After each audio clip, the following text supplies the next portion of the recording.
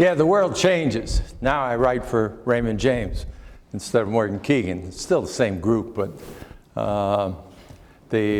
Raymond James, in fact, I never met I have met the president of Raymond James. He showed up at a presentation we were doing in California, and everyone else had nice slides, and I didn't. And you know my word about slides. First of all, it's a picture of the past.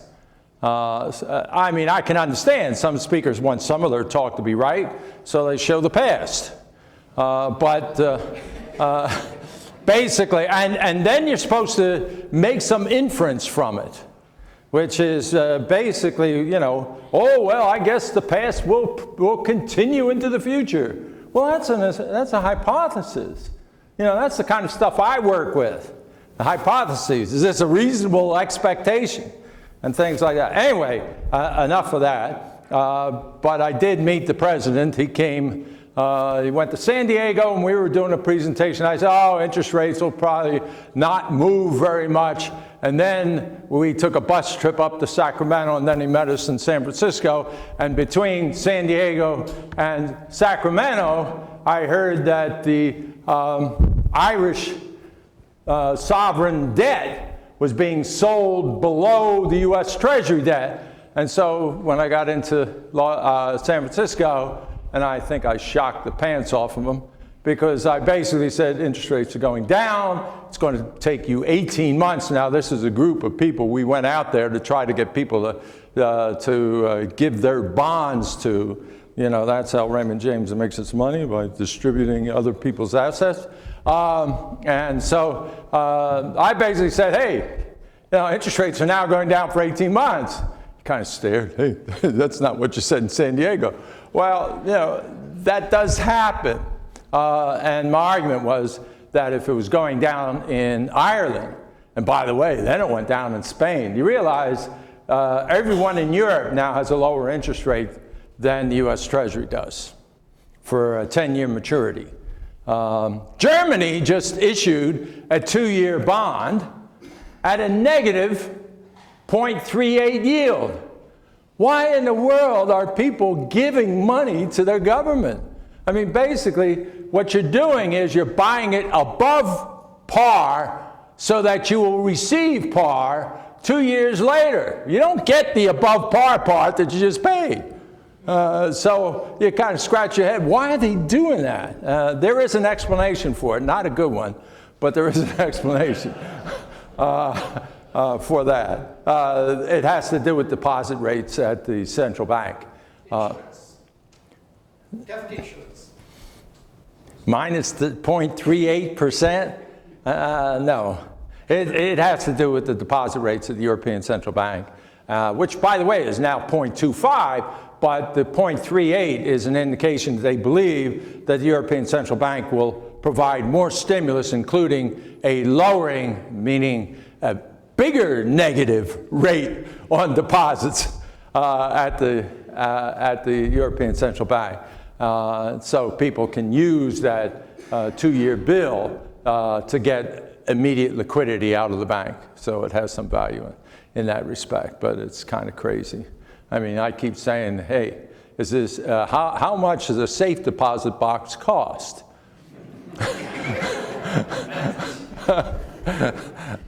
So, anyway, that's enough of that. So today I'm going to briefly talk about, actually I should probably take a long time because it's going to take you an hour to get home unless we keep you here for another 2 hours. It's really a mess out there. But nevertheless, probably some of you do remember the last time I spoke, which is not a good thing. But anyway, I was saying last year that finally, you know, all during the economic crisis after 2010, obviously we had the great fiscal problem, our financial problem in 2008 and 9. And we put a lot of economic stimulus into the system. We can argue whether it was the right or wrong economic stimulus.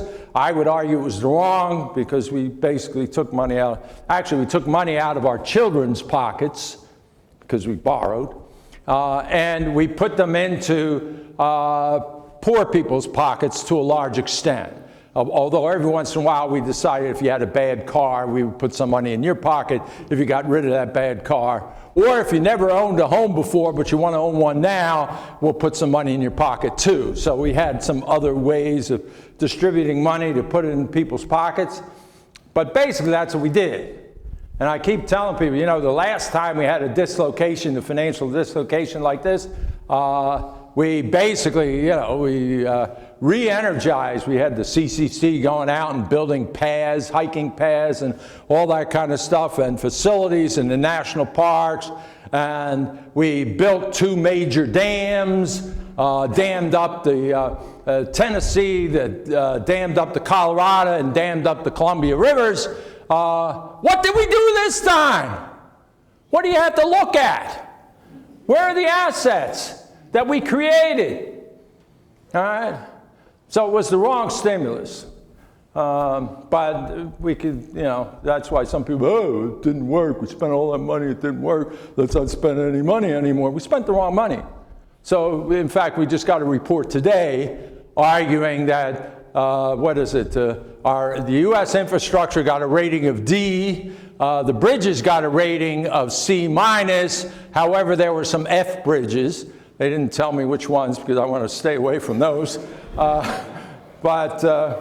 You know, we have needs that we didn't spend money on. Anyway, bottom line is that we all got scared after seeing these big increases in deficits and started to cut back.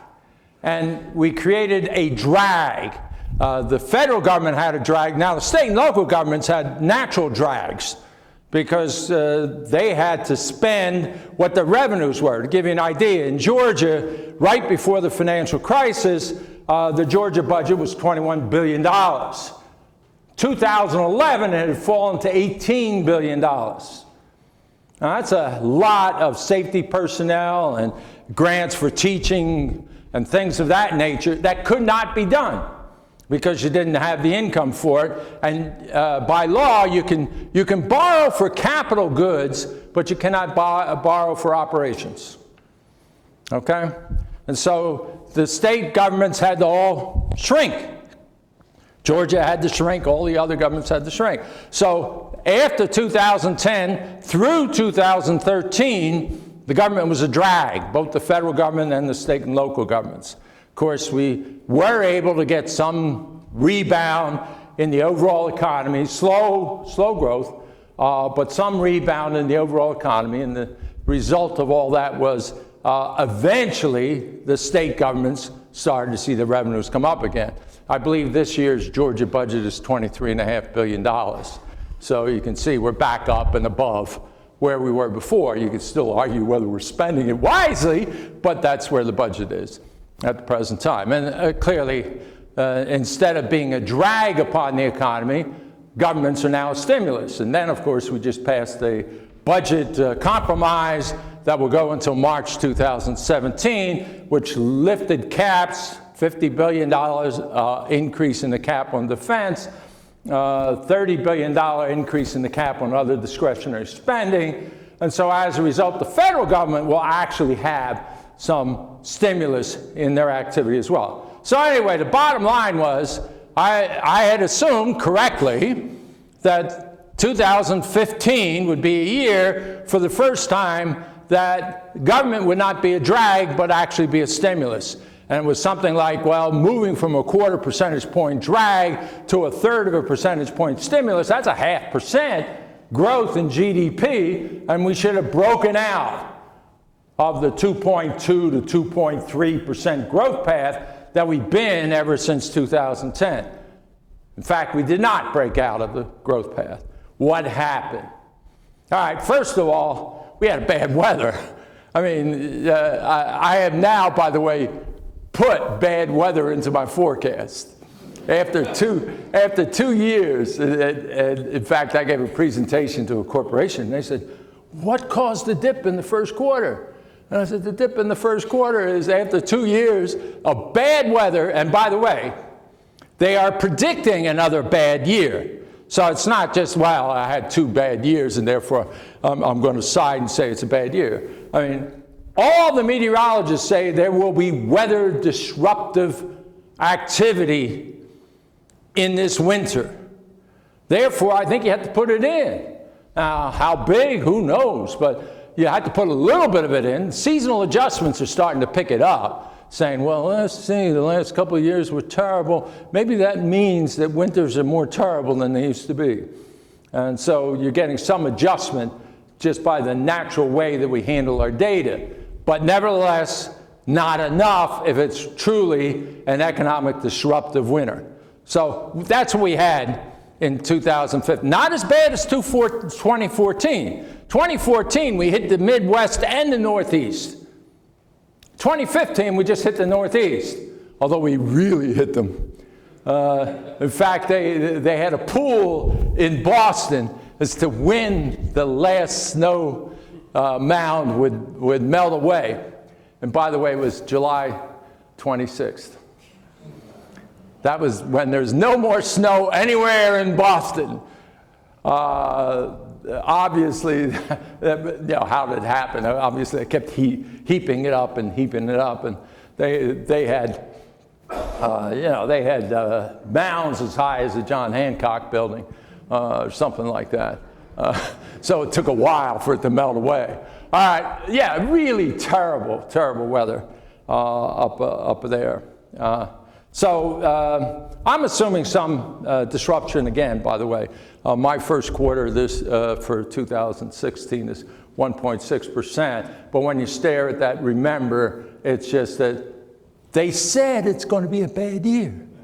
And there are some logical reasons for them saying it, not just, well, we had 2 bad years, therefore it's probably a bad year forever. They have, that's El Nino and all the weather shifts and all this kind of stuff. They're all telling us there's going to be some weather disruptions in the winter, so prepare for it.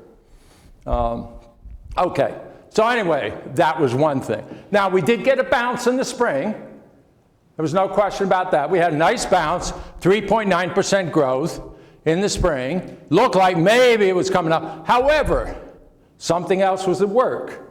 And the something else that was at work is that the dollar, which had already in 2014 rallied by almost 10%, rallied another 12.5% in 2015.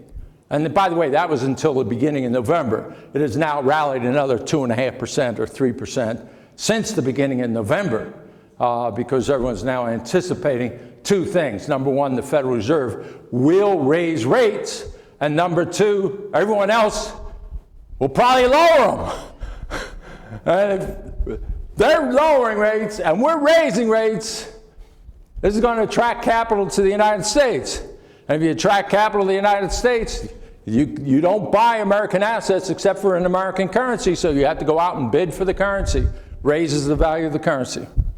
Okay, so that's what's going on at the present time. And we've actually had about a 3% rally in the dollar since the beginning of November. So that means probably some more of this, call it the trade drag. So we got rid of the federal government drag, or the government drag, and now we have the trade drag.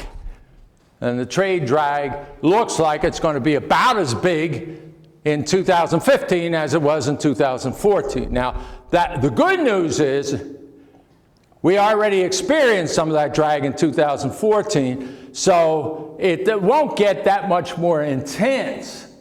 However, it is creating problems in manufacturing. Manufacturing until 2014 was leading the economic expansion. Then 2014 kind of quivered around. The end of 2014, it was clear that we were losing our competitive advantage in the world. And now 2015, of course, if we'd already were losing it in the end of 2014, and then you get another 12% increase in the dollar, obviously we have some competitive problems internationally. Not in all products.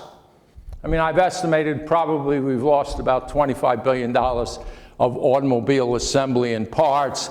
We've lost about $35 billion in the production of pharmaceuticals. We've lost about $40 billion in the production of electronics. And those are probably the 3 key areas where we've lost, and probably will even lose a little bit more as we go further along. on the trade side. So now we have a trade drag. Well, the problem was in the first half of the year, everyone had the same forecast, more or less. Well, we're going to grow better in 2015 than 2014. So what did people do? They produced more goods. People didn't buy them. So we built up inventory. In the first and second quarters of 2015, our inventory accumulation was something in the order of 113 billion. Actually, it was 113 in the first quarter and was 113 and a half. It hardly changed at all between the two quarters. But we needed about 65, and we were doing 113. We were doing about an extra percentage point of GDP in inventory accumulation. It wasn't going to meet people's needs. It was that, hey, we misestimated the market. Well, what do you have to now do? Actually, you have to do a couple of things. First of all, what we've done in the third quarter was get rid of adding further to inventory. That's all we've done so far, is get rid of adding that extra percentage point per quarter.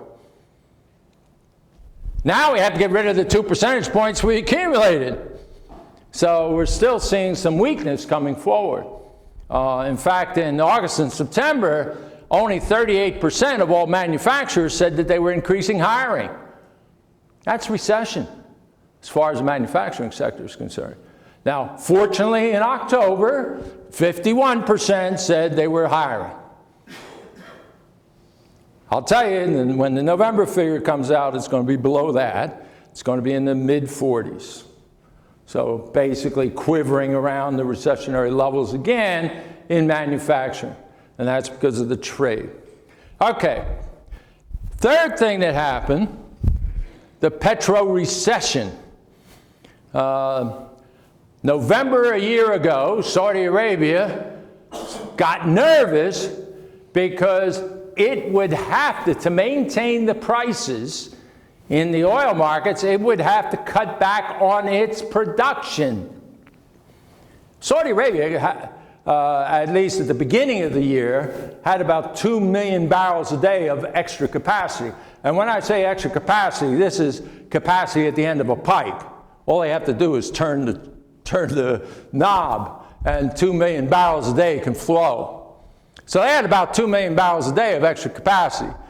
We didn't know what kind of capacity we had in Libya.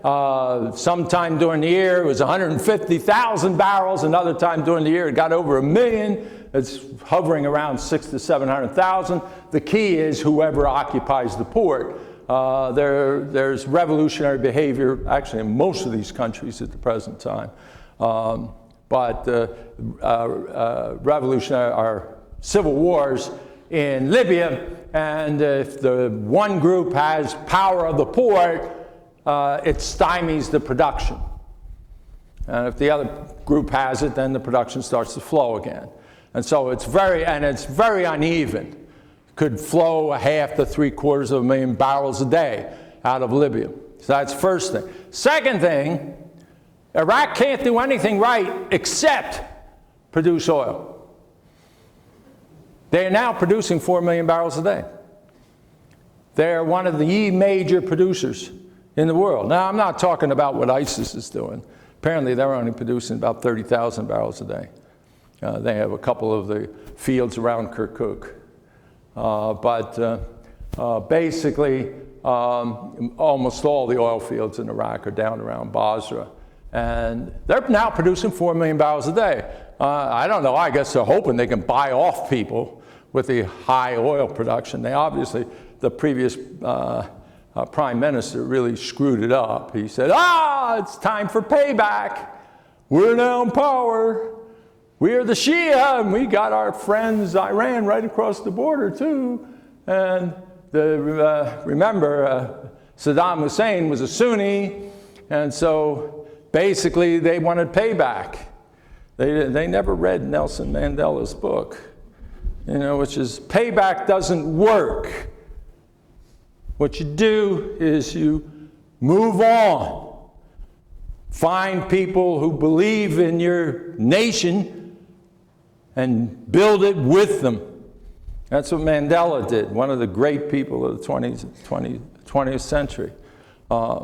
He was, just like George Washington. I said the greatest thing that George Washington did was leave. They wanted him to be president for life. Actually, they wanted him to be king. There was a debate on that. And he decided no, it's a burden. It's not a benefit, but a burden. I wish the current politicians would understand that.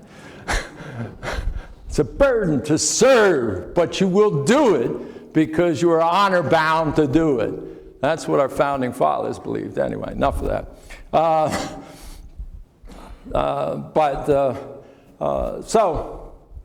The problem is that Saudi Arabia was getting nervous that, hey, there was possibilities here. Iraq was increasing their production. Libya, on and off, but maybe they would be able to hold the port long enough to increase their production. And then you had the sanctions in Iran. What happens if there's a deal? And as you know, a deal was struck by 6 nations on the Iran sanctions. And it looks as if, by the way, after 90 days that the thing is signatured, then you're allowed to, the sanctions start to go off. And indeed, the Iranians expect to ship more oil before the end of this month, I believe. I believe they're already ready to ship more oil. Now, they don't have a lot more. They were running a lot of people say, oh, the sanctions was really hurting them. Not, well, it hurt them some. But what happened is they sold it all to China. And China made deals. So as a result, they probably cut their oil production by 750,000 barrels, not by the 2 to 3 million that they were producing. Okay. Anyway, the whole point of all this is Saudi Arabia didn't want to give up its share. And we were producing like crazy. We were adding 1 million barrels a day in production per year. Biggest boom in oil since way back when we found all those wells in Texas. Okay? So they got nervous and they said, we're not going to cut our share. And 2 million barrels at the end of the tap, a little bit more from Iraq. Looks like a little bit more stability from Libya, so you got another 500,000 barrels there. Then Russia basically is deeply in debt. And so it had a little bit of excess capacity, and the way it was trying to pay its bills was, what else does Russia have? I mean, except for those inlaid dolls. Does anyone buy a Russian car? Does anyone outside of Russia fly in a Russian plane? So, no, it's... no, they've got problems. They could sell some military stuff. They actually are pretty decent there. But aside from that, Russia doesn't have a lot outside of the natural resources. So they were producing more. The bottom line was when Saudi Arabia made a switch, that all of a sudden created about a 3.5 million barrel glut. Now, the glut's been worked down a little bit. The world's still growing. It's not growing fast, but it's still growing. It's growing about 3%, which, by the way, most economists consider the verge of recession, that when you fall below 3% globally, you're adding to poverty. And that seems to be a reasonable measure of recession. We almost never globally go to 0. So you have to pick another number. And if you're adding to poverty, we're right on the verge of that right now, about 3% global growth at the present time. So that slowed down. We're only exhausting about 1 million more barrels a day. And the bottom line is they're producing all this extra stuff. The price fell. Therefore, all of the extra stuff that we do to get our heavy oil deliveries no longer made economic sense. So our production's been coming down. our drilling rigs. It's really amazing. I did a little report on this the other week. Drilling rigs worldwide, globally, are down 1,500. Drilling rigs in the United States are down 1,126. Where's the big hit? Obviously. Well, if your rigs are down that much, by the way, if you say 1,100, is that a big number? We drilled maybe, we peaked out at something like 1,600 rigs. So when you're down 1,100 or something, you're down to 500s and things like that. You've taken 2/3 of the exploration out. I mean, the petroleum industry is in the petroleum exploration industry is in a major recession. Now, why did I say exploration? Well, actually, some of the pipes are in trouble too. If the pipes are from new fields, the new field flows are going down, so those pipes are in trouble. However, the trunk line pipes are still moving a lot of oil. In fact, U.S. consumption of oil is actually going up. Low prices, consumption goes up. And refiners are actually doing quite well. It took a while for investors to figure that out. They originally sold off everybody. Now they're saying, well, you know, these refiners aren't reporting any bad numbers. Why not? Well, they're running at high levels. I mean, we're burning up more gasoline than we've ever done. With these very low prices, people are driving more. So anyway, now the good news is lowers prices. We are a major producer, but we are even a larger consumer. Therefore, when you look at it and do all the math and figure out throwaway timing, you come up with the conclusion that lower oil prices are good for the United States, they're great for Europe, and they're okay for most of Asia. It's not bad, okay? However, the exploration comes down first. Then the people making the piping, that comes down. You see a lot of weakness in the metals industries. All of that coming down. Slowly, the consumer is staring and saying, why did I got an extra $5 in my pocket this week? Because they filled up their tank and they got an extra $5.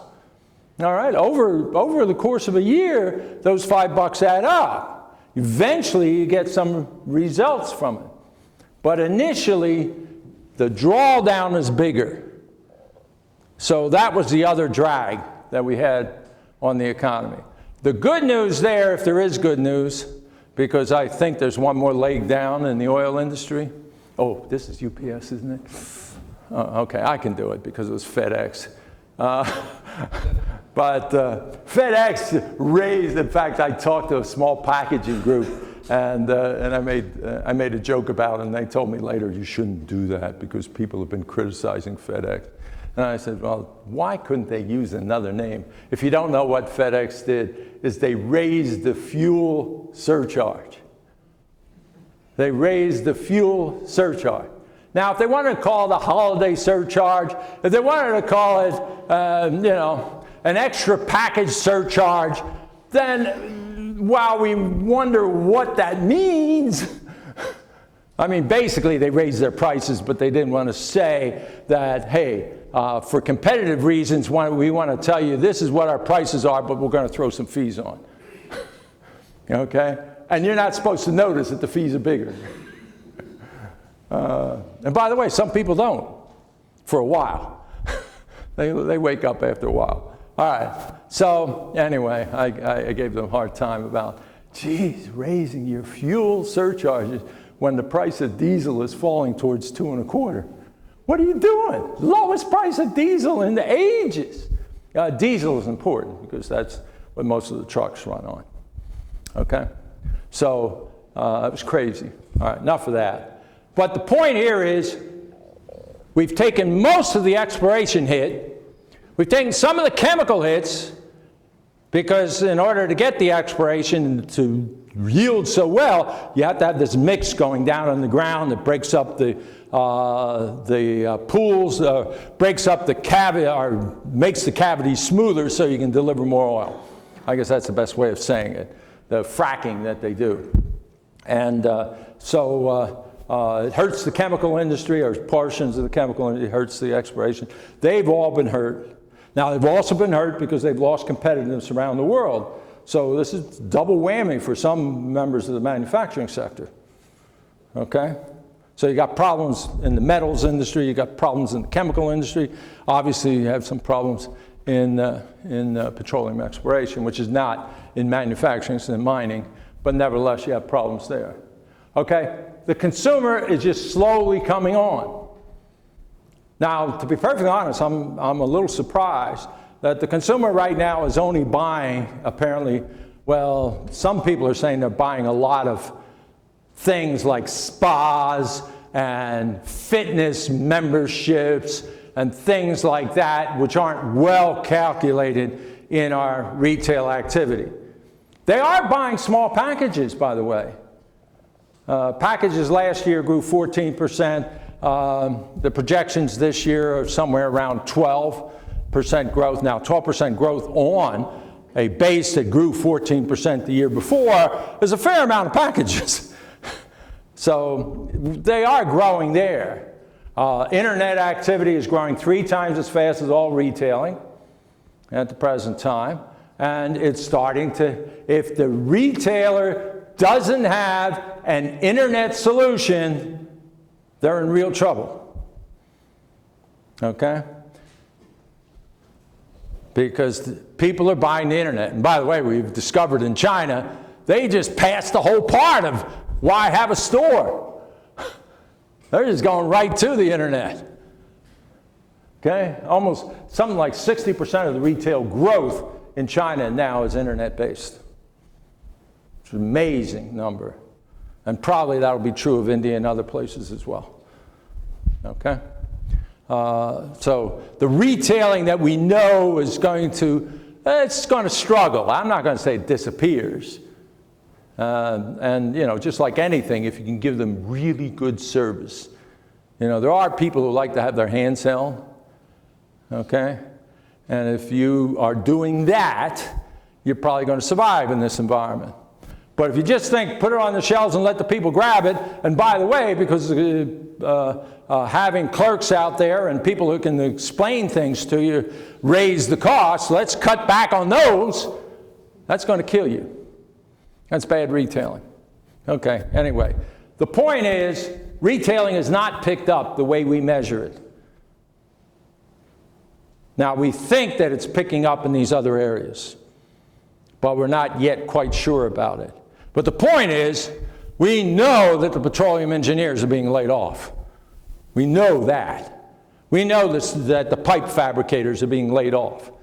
Okay? So those are the problems that we're now having. If we didn't have, and I do think we have one more down leg in the energy side, if I didn't feel that way, that basically the figures now look like they're stabilizing. After all, you know, at some rig count, because you have to have some rigs operating, there are some technical reasons why you do that. There are some lease requirements. And then there are some stupid people that just every year keep giving money into these drilling programs, and they don't realize that they're never going to get all their money back. Now, a few years ago, they got more than their money back, but right now they don't get their money back. And so, you know, some people will be drilling because of that. There's always somebody out there that's hoping that they'll hit a big field. You know, they know on average they're going to go bankrupt. But how many people go into drilling thinking they're going to get average results? Now, the Exxons of the world do, the BPs of the world do, because that's what they do. But the little driller that puts 1 or 2 wells down, that's going to be the big one. You know, it's just going to be the one that really matters, and then he'll pay off all of his bank debts, and he'll be okay. All right, enough of that. So, what went wrong? As I said, the weather, we did have some recovery, but we were working on a trade drag, and we had the petro recession. And you put all those things together, and it turned out to be a pretty weak year. Fourth quarter, now this is where a big gap is developing.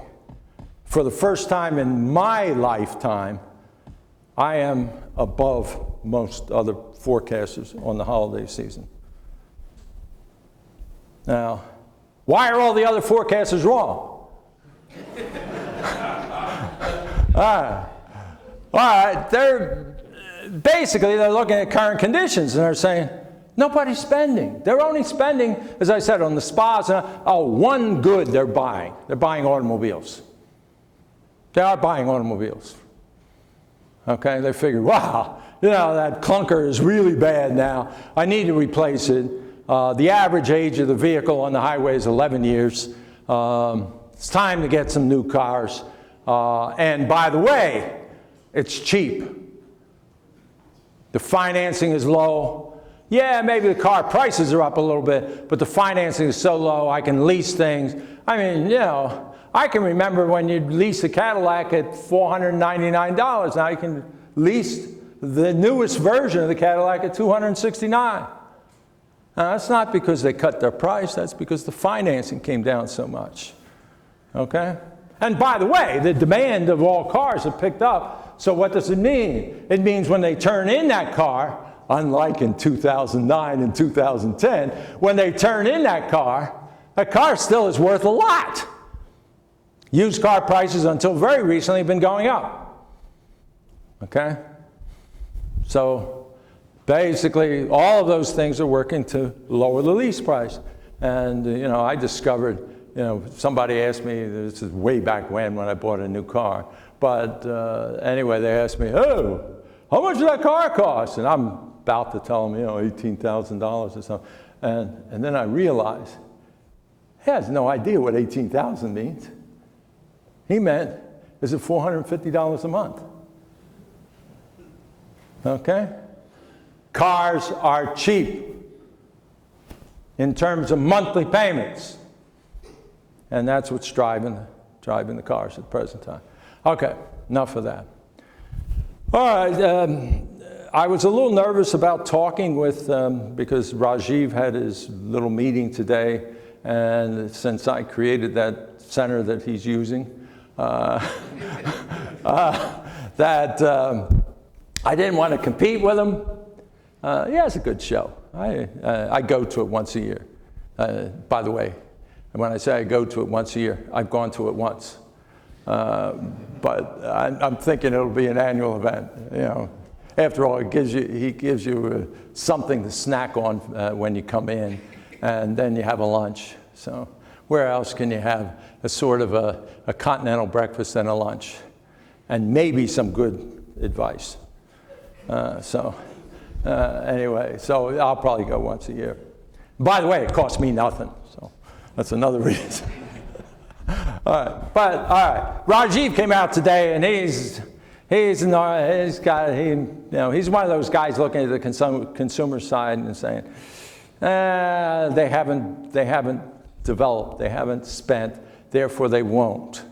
Now, by the way, I said I'm one of the higher guys. I'm one of the higher guys because I'm looking at the economic conditions. Right now, real earnings are growing year over year about 2.5%. In addition, we have 2% more people having paychecks. Now, that's not a huge number, but it's not a bad number. 2% more paychecks, each paycheck going 2.5% longer than it did a year ago. That's a significant amount of household purchasing power not being exercised at the present time, except for your spas and your things, okay? Not being exercised. I'm expecting that they will do it. So I'm basing my forecast on economic theory. Other people are basing it on recent performances. I recognize recent performances matter, but I still think I'm going to be right. Most of the time, economic theory works. If I didn't believe that, I wouldn't be an economist. But anyway, that's what I'm hoping for. We'll get a little lift. Then we'll have the first quarter slowing down. Then the second quarter will pop up because we'll have to do a catch up from that first quarter weather thing. So we'll be in the high threes in the second quarter. And then the second half of the year, it'll be about 3%. And why? First of all, we won't have the inventory drag. We will still have the trade drag, but it won't be as severe.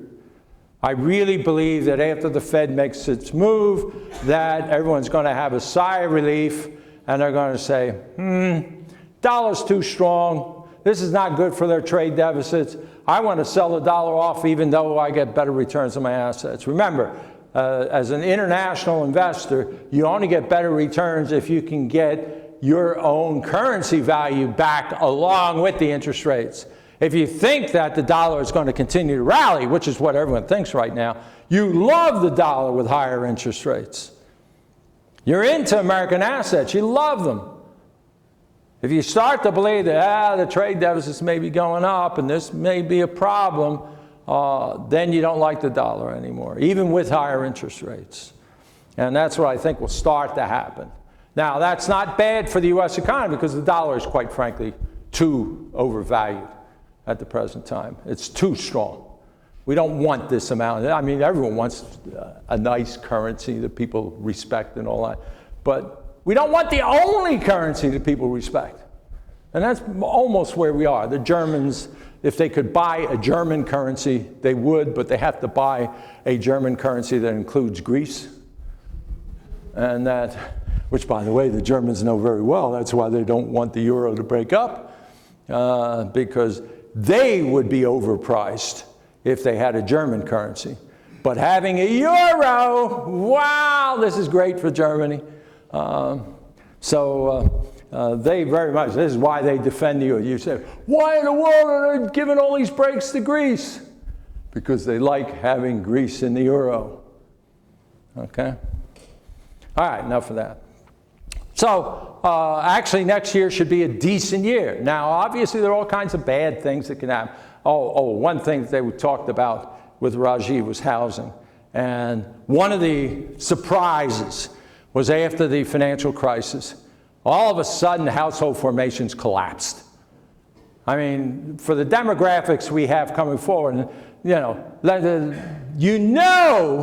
people who are going to be 18 to 30, and that's most of your household formations, although quite frankly, they're now almost at the end of that. 28 to 30 is when more of the households are now being formed, and there's a fair number of them being formed into the 30s and even going into the 40s. Okay? But anyway, look at the 18 to 30. And the 18 to 30 demographic said we should be creating about 1.1 to 1.2 million households. Well, for 5 years, we created between 600,000 and 700,000 each year.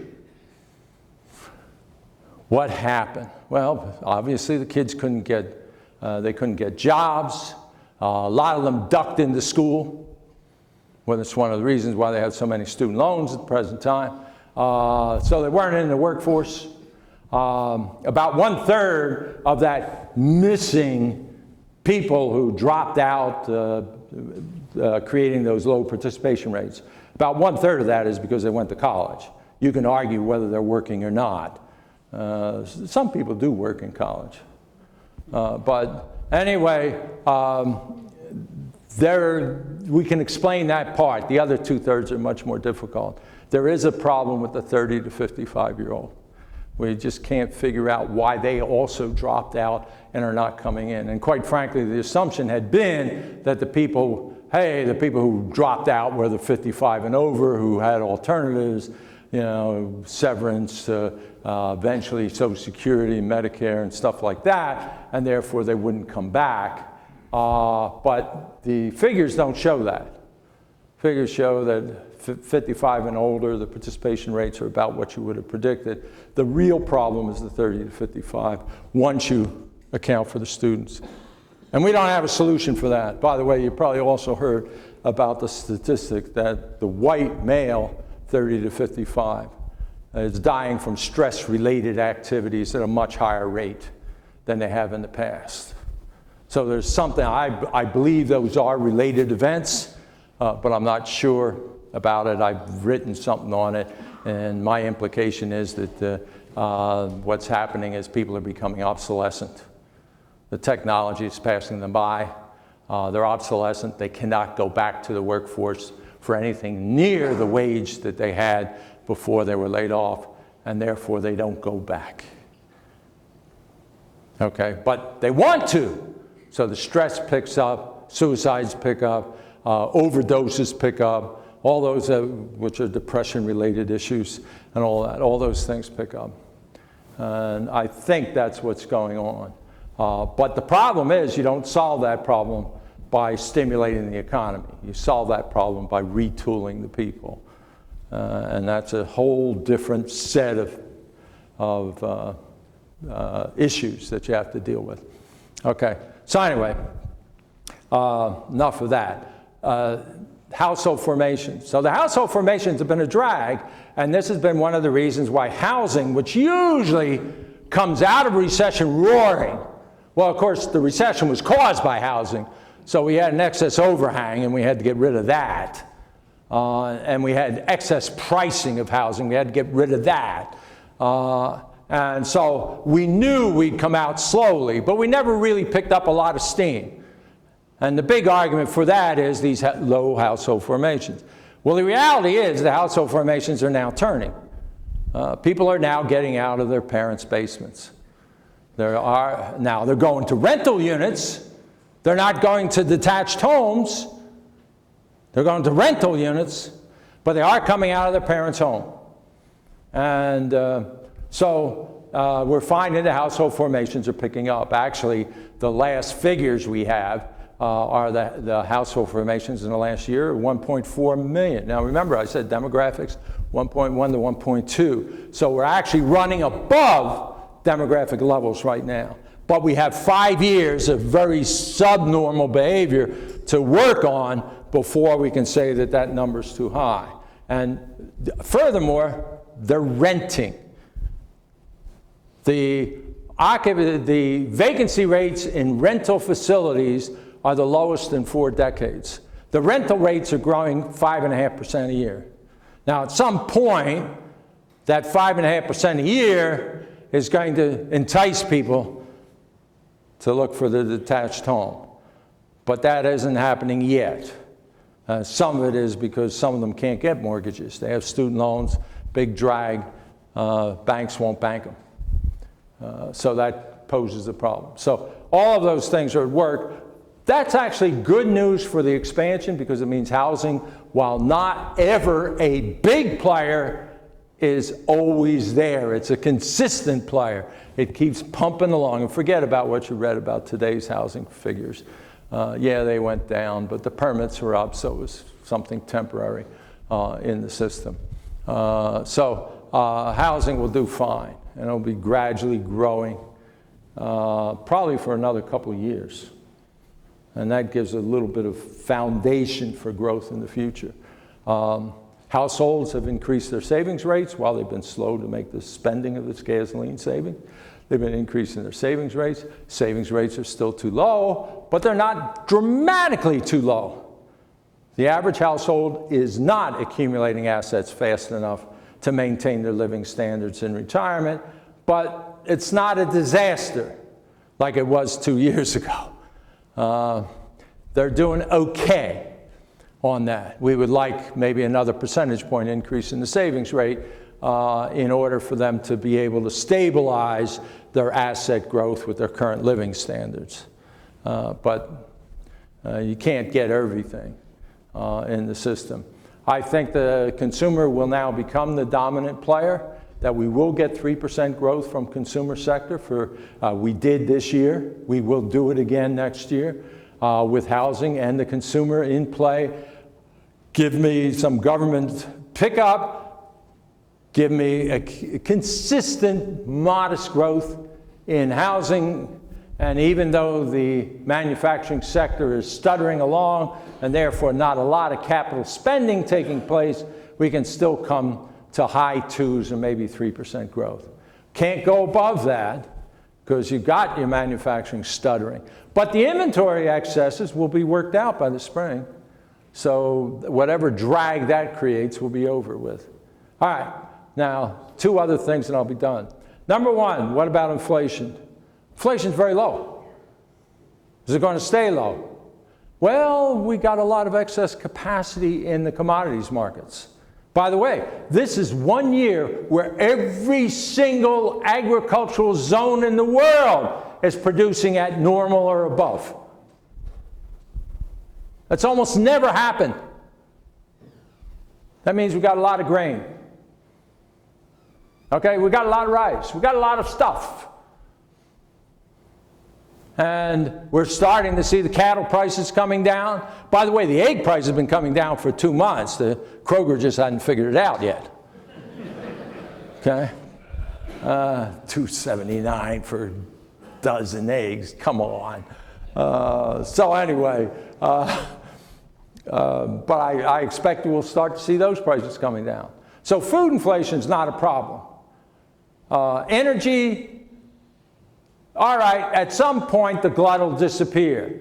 But by the way, if Saudi Arabia maintains its desire to hold its share, it won't disappear for 2 to 3 years. That means you're talking at oil prices below production replacement costs for 2 to 3 years. We're bringing down the production replacement costs. People are telling me out in the field that they can now deliver, on average, they can deliver fracked horizontal drilling oil at about 65 bucks. Oil is at 41. Okay? So we'll bounce around in the 40 to 50s, probably close to 60, and then falling back again. But that's a 2 to 3 year pattern, unless Saudi Arabia decides that, no, I want money now. I no longer want to protect my share. So we'll have to watch. The good news is the bad news about the oil prices are mostly done. The good news about the oil prices are just slowly building up. That's that the consumer has more purchasing power. Okay? So, and that's true worldwide. I mean, eventually we're going to see the global economy picking up again, partially because of these low oil prices. Okay. Nevertheless, service prices are starting to pick up. We're starting to bid talent away from other companies. We haven't been doing that for this whole recovery, but now we're starting to do it. And when you start to bid talent away from other people, you're paying up for them. And we'll start to see the wage rates picking up. And therefore, starting in the service sector, where it's hard to find efficiencies, you're going to see it going up first. The service prices will come up, and then eventually other prices will come up. But inflation rates are still going to be low. I mean, right now they're almost zero. But next year they'll probably be 1.25%. The year after, about 1 3/4. The year after that will be well over 2. But those are your patterns. And then the last thing people want to know, what about the Fed? Fed's going to raise in December. Why? Number one, they said they would, or they kind of, I mean, the Fed never says they will, but when you say, we're going to raise rates before the end of the year and you only have one more meeting left, it kind of says you're going to raise them. Now, it looked bad for them until the October employment report came out. Because remember, this is a Fed that's, quote, data dependent. And quite frankly, until that October report came out, there was no data that supported the Fed move. But the October report very definitely does. Not only does it show above normal growth in payrolls, it also shows an acceleration of hourly earnings, which is one of the key numbers that especially Janet Yellen looks at. Okay, in fact, my last piece that I wrote was on Nehru. I don't know if no one knows about Nehru. He's not the person who was in India for a period of time. And it's not a jacket either. But it's, no, Nehru is the non-accelerating inflationary rate of unemployment. All right, take the first letter of each one of those. That's Nehru. All right.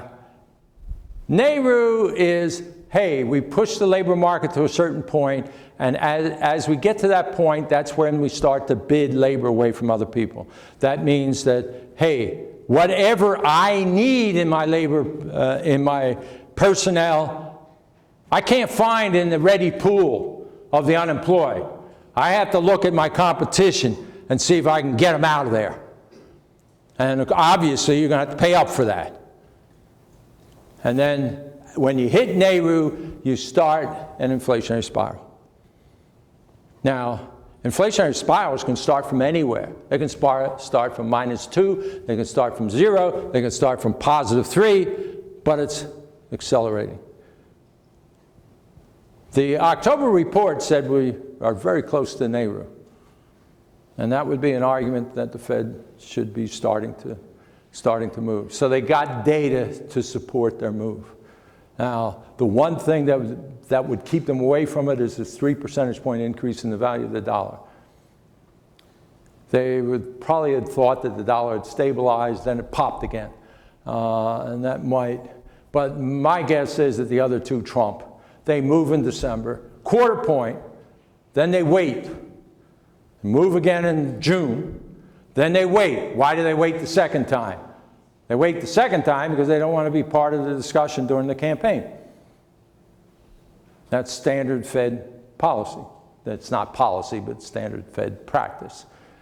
And then in December, they'll move a third time. And then the year after, now remember, they make forecasts.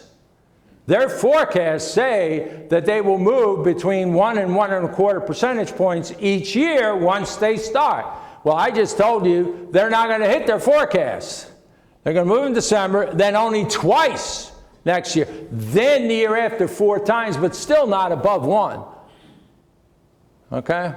I think that's a realistic path and speed by which the Fed moves. And what happens to long rates? Long rates clearly also go up, but they go up much more slowly. Why? Because 140 basis point spread between the 2 years, which by the way is mostly predicting Fed policy, and the 10-year, which is the market dictate of interest rates, 140 basis point spread is more than you need for insurance for fluctuations in interest rates, market interest rate fluctuations. Okay? What do you need? Historically, 90 to 100 basis points. So we can move up 1 full percentage point on the short rates and only a half percentage point on the long rates. And that's probably realistic to assume that something like that's going to happen. By the way, stocks, they're overpriced. They're not seriously overpriced. There's a lot of people, oh, the stock market is going to collapse. It's not going to collapse. In fact, if we can get some profit growth, remember, this year we had no profit growth. So it's, people say, why isn't the stock market up? It's basically flat for the year. It's done a lot of wiggles, but if you want to look at where it is now to where it was at the end of last year, it's flat. Okay? Now, look at profits. Where are profits? Flat to slightly negative. Okay? Is this a surprise? People aren't willing to pay more when they aren't earning more. All right, I'm assuming they'll earn some. A little bit faster growth, although some of it will now accrue to the laborer. But nevertheless, a little bit of room for profit growth. And therefore, we'll get, 3 to 5% growth in the stock market.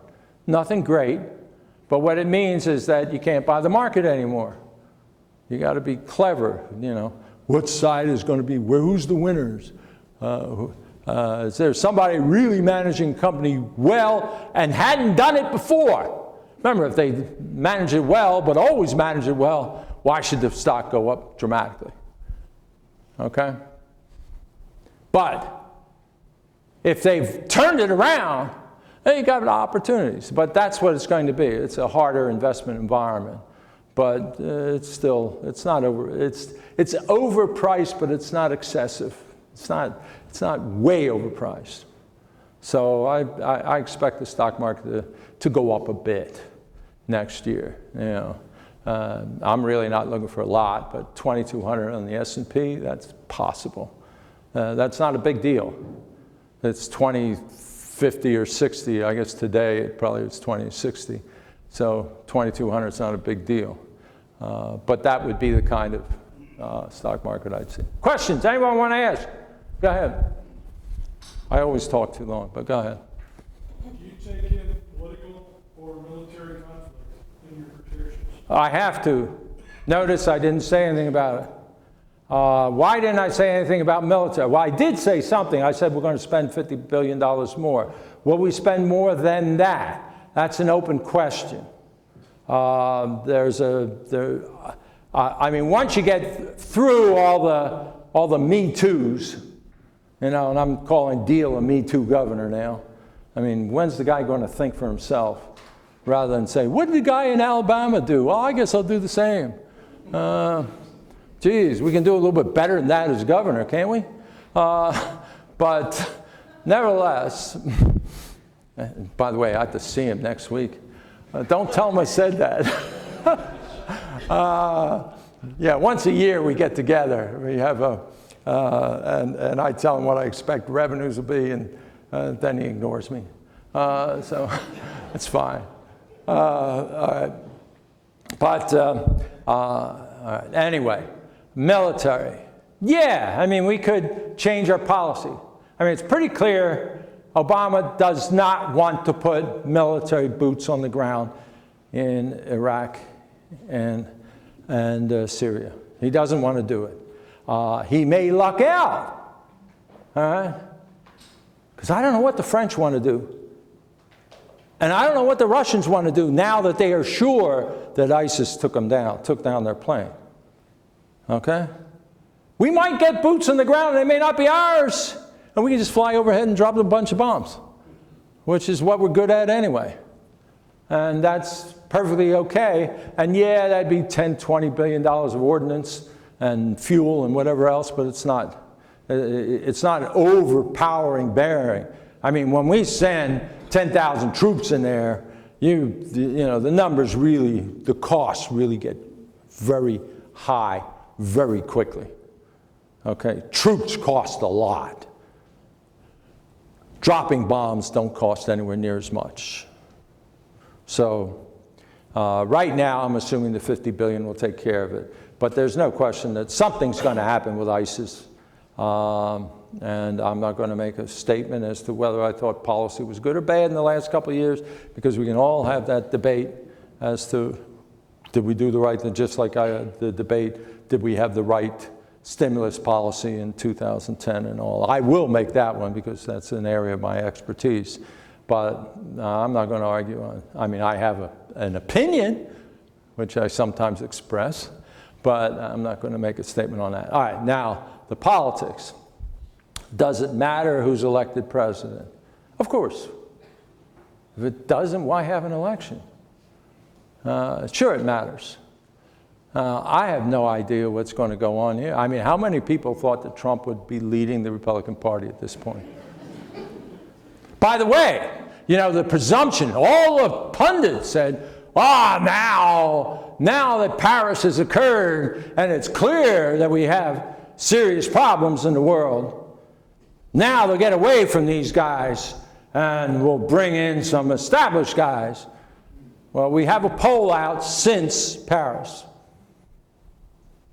The two people that, at least right now, you know, the two people that the electorate is more comfortable with in dealing with terrorism are Clinton and Trump. Clinton, because they think that she can think the problem through and may be able to get coalitions and all that kind of stuff, because she's done it in the past. And Trump, because they want someone who wants to bomb the S out of them. Okay? So I don't know where it's going to go from here. Yeah, way in the back. You're supposed to punch your thing because they have a video and they're trying to get your talk on it. So they're going to play yours back too. Who are the winners and who are the losers if the White House goes Democrat versus Republican? Who are the winners? Well, let's assume right now, Clinton's going to be the Democratic candidate. It's pretty clear that nothing's going to derail her nomination. I mean, people keep yelling and screaming, oh, she's going to be indicted and all. She's not going to be indicted, okay? The FBI is probably going to close the case.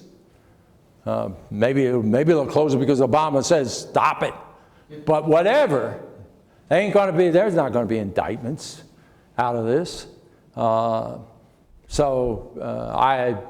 She's going to be the standard bearer for the Democrats. She's made some things fairly clear. She's going to hit some people. There's going to be some penalties for, let's say, clearly there will be something to take away the carried interest.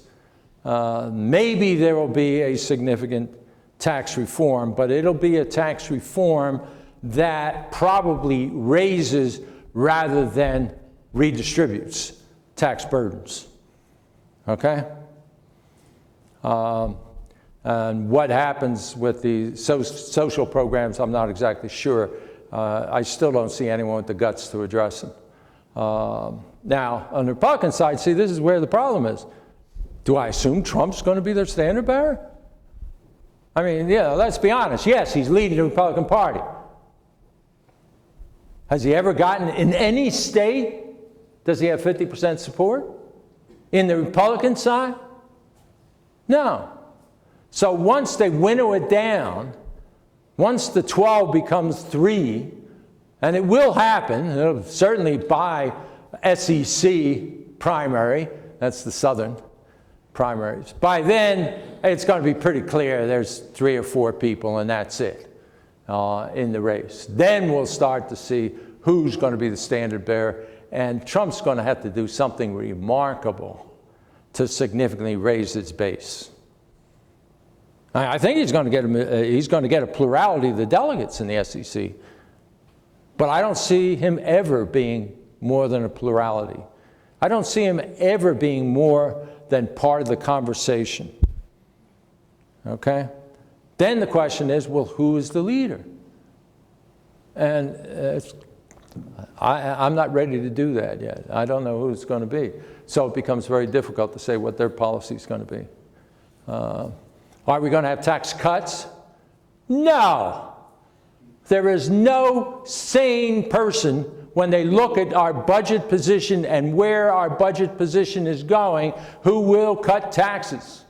That is a game that's long gone. They may say they will. They may say that it stimulates growth.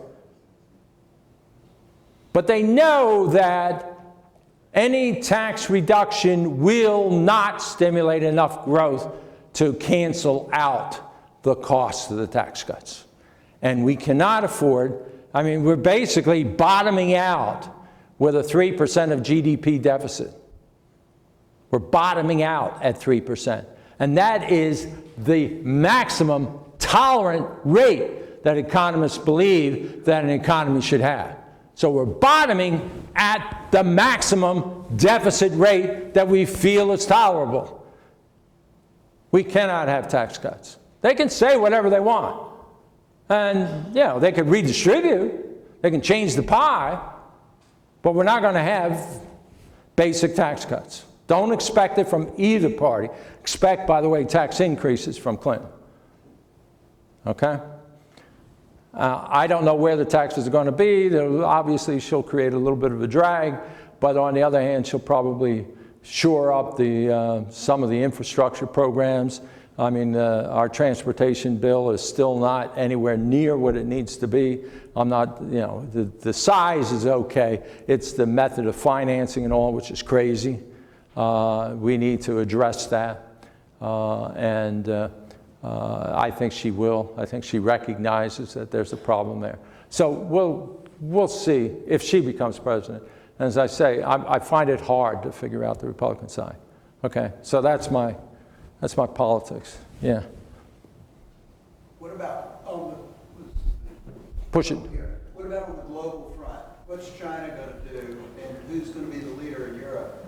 All right. What's China? It looks like China is stabilizing. It's not clear yet. I'd feel a lot more comfortable if I saw copper prices stabilizing. Copper prices are still falling. The number one consumer of copper in the world is China. I use copper as a proxy for Chinese industrial activity. And as far as I'm concerned, Chinese industrial activity is still trending downward. Okay? That's not good news. The retail side looks like it's stabilized. but we probably want some stability on the industrial side too in China.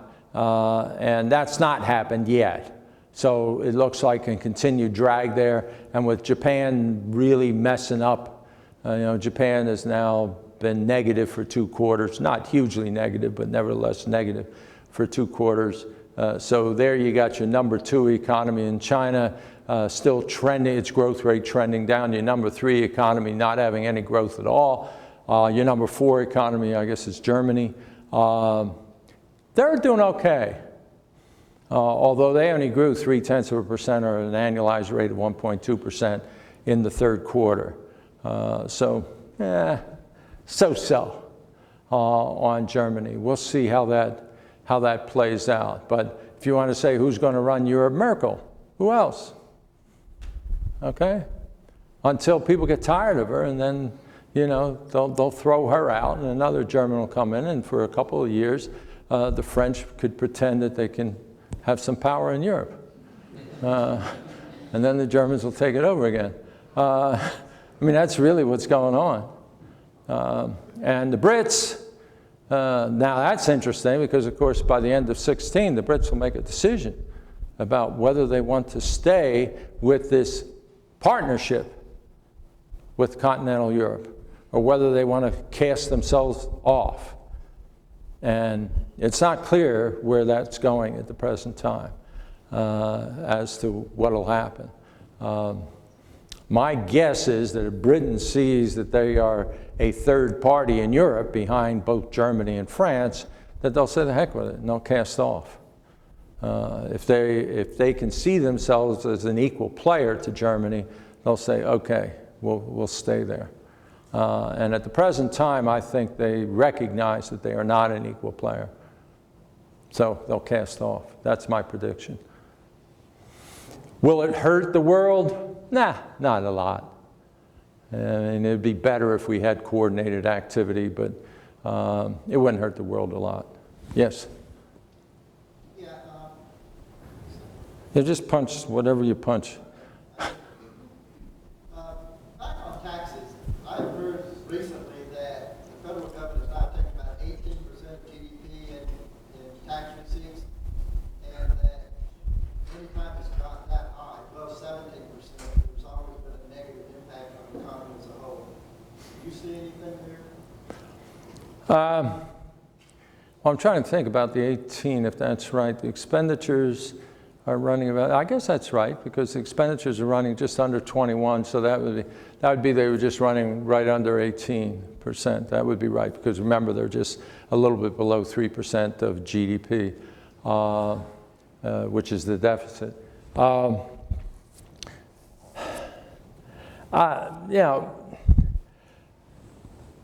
People like to get those, what they call stylized facts, that when certain things happen, other things automatically happen. But stylized, there's some of these things, my wife who teaches AP Stat, she can show you a series of numbers generated by a legitimate random number generator that you would never predict was random. Okay? And because, quite frankly, one of the random solutions is a non-random pattern. Just think about it. That's the truth.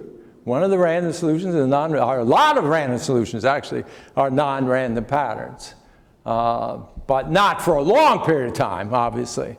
But for short, whatever, and who knows, it's 30 years short or long.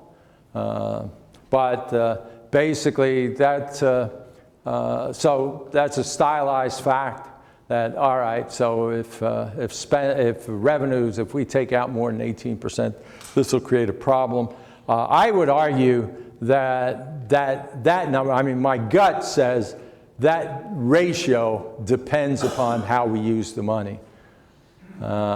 As we increase the amount that we're taking from one person's pocket to another, we're probably creating greater dislocations than if we're actually refurbishing, remodeling, and replacing assets. Okay? So if I'm running a 4 to 5%, that's why I say where are the dams, where are the national parks. If we're running 5 to 6% deficits, but it's because we're refurbishing, remodeling, and all that, our assets, the government-owned assets, and therefore raising efficiency over time, then that's probably a good purchase. If we're taking money out of one person's pocket and putting it into another, and you keep doing that, then you're going to create disincentives for the pocket that you're picking, and probably also disincentives for the pocket you're putting money into.